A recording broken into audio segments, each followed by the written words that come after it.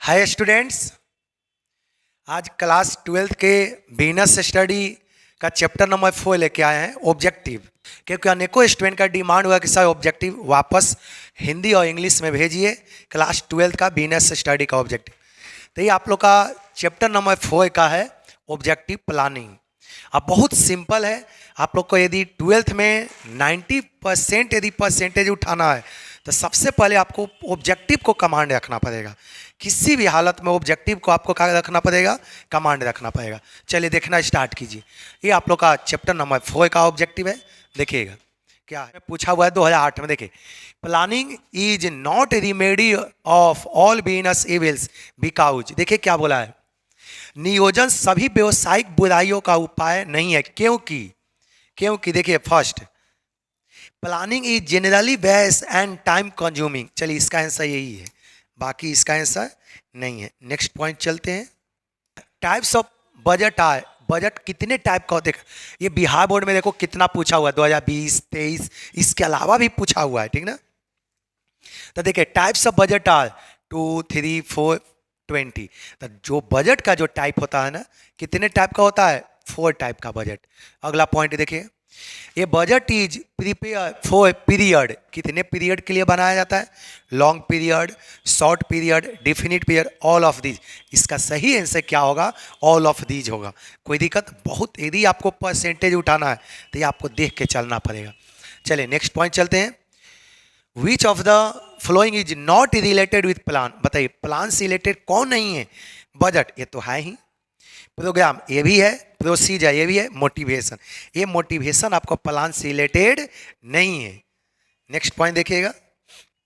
देखिए, planning involves what to do, when to do, how to do, all of this. ये सभी तो planning है। ये सभी को हम लोग क्या बोलेंगे? प्लानिंग ही कहेंगे। नेक्स्ट पॉइंट देखिए, which of the following is not a step in the process of planning. देखिए, प्लानिंग प्रोसेस का कौन स्टेप नहीं है? Which of the following is not a step of process of planning. देखिए, first आपको क्या बोला? मेकिंग ए जजन अबाउट द फ्यूचर, ये तो है ही। देखिएगा, evaluating different proposal in light of the objective to be achieve, ये भी है। अगला पॉइंट देखिएगा, सी आपका है allocation of job to members of each department. ऐसा तो हमने कॉपी में कभी नहीं लिखवाया है। चलिए अगला पॉइंट देखिए, planning is goal oriented, objective oriented, mental process, all of above. इसका सही आंसर क्या होगा? डी होगा, all of above. Next point देखिएगा, which of the following is not limitation of planning. Planning का लिमिटेशन कौन नहीं है? देखो, रिजिडिटी ये तो है ही, वेस्टेज ऑफ टाइम है ही, basis of control, huge cost. इसका सही आंसर है सी, क्योंकि ह्यूज कॉस्ट होता ही है। किसी तरह का प्लानिंग करने में अधिक से अधिक कॉस्ट लगता है। प्लानिंग ऐसे नहीं होता है कि घर से उठे फट से मन में सोच लिए। प्लानिंग के लिए एक टीम अरेंजमेंट होता है, पाँच मैनेजर, 10 मैनेजर बैठ के पर्टिकुलर चीज़ के बारे में डिस्कशन करता है। डिस्कशन करने के बाद उसका कंक्लूजन निकालता है क्या करना चाहिए। तो प्लानिंग एक तो टाइम कंज्यूमिंग है, दूसरे बारे में कॉस्टली है, अधिक से अधिक इसमें कॉस्ट लगता है। देखिएगा, planning is necessary, unnecessary, wastage of time, wastage of money. Planning आपके लिए नेसेसरी होता है, सभी व्यक्ति के लिए प्लानिंग क्या होता है? नेसेसरी होता है।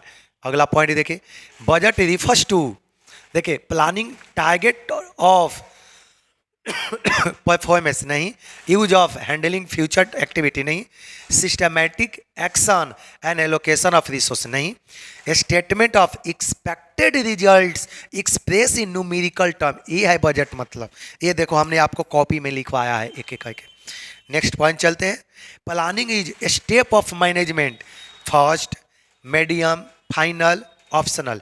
प्लानिंग जो होता है मैनेजमेंट का फर्स्ट स्टेप है। प्लानिंग मैनेजमेंट का कौन सा स्टेप होता है? पहला स्टेप होता है।